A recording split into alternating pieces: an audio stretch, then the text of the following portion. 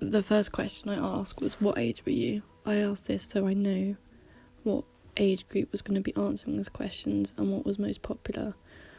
My target audience's age group is between 16 and 25, and the most popular group was 16 to 20. This means my answers will be within the same age group as my target audience. It's important to know what level of education, or if they were in it at all, because it shows how articulate they are and what fonts and words I can use to make sure the audience still understands.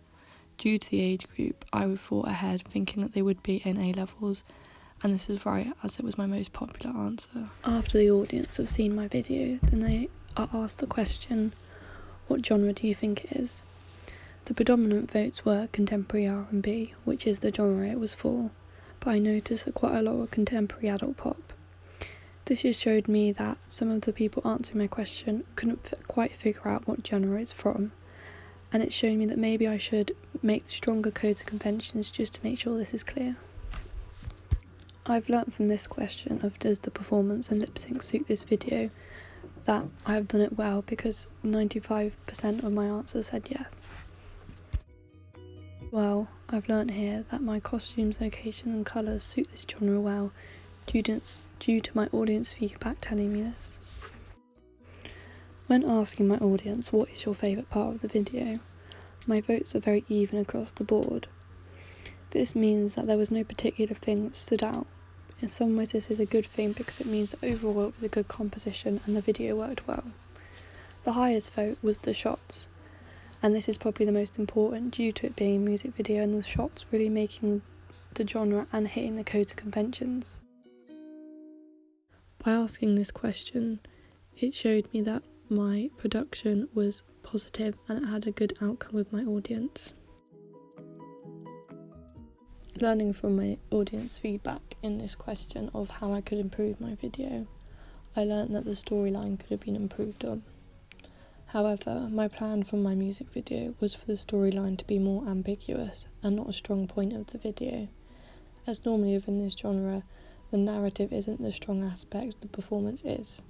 But if I was to do it again, I would try and amplify my narrative to make it more dramatic and confident, because it will compare with the rest of the video well.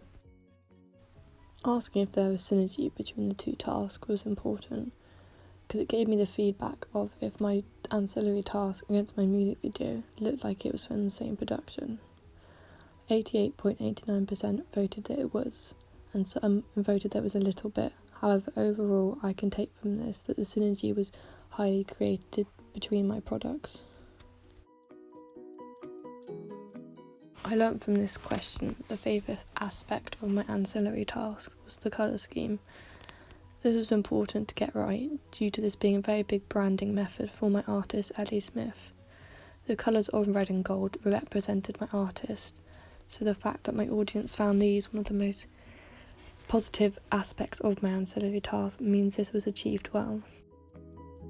I then asked what could be improved within these ancillary tasks. Most people said the fonts. While doing my tasks, the fonts were the most difficult area for me because of my bright contrasting images. Having fonts which stood out from this and were clearly seen to the audience was hard. However, if I did this again, I would go back onto my ancillary task and maybe take new photos and placing the artist in areas where I won't want font to be, and thinking about it ahead.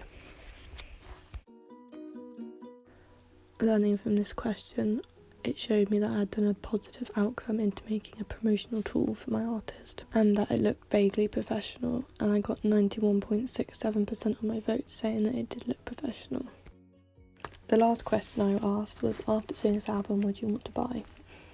65% of the answers were yes, meaning it was positively done. However, 23.33% did say maybe. So I've learnt from this that I could push the promotion of my album further. However, 11.67% did say no because they don't like the music, and this is something which, as a market, we can't change.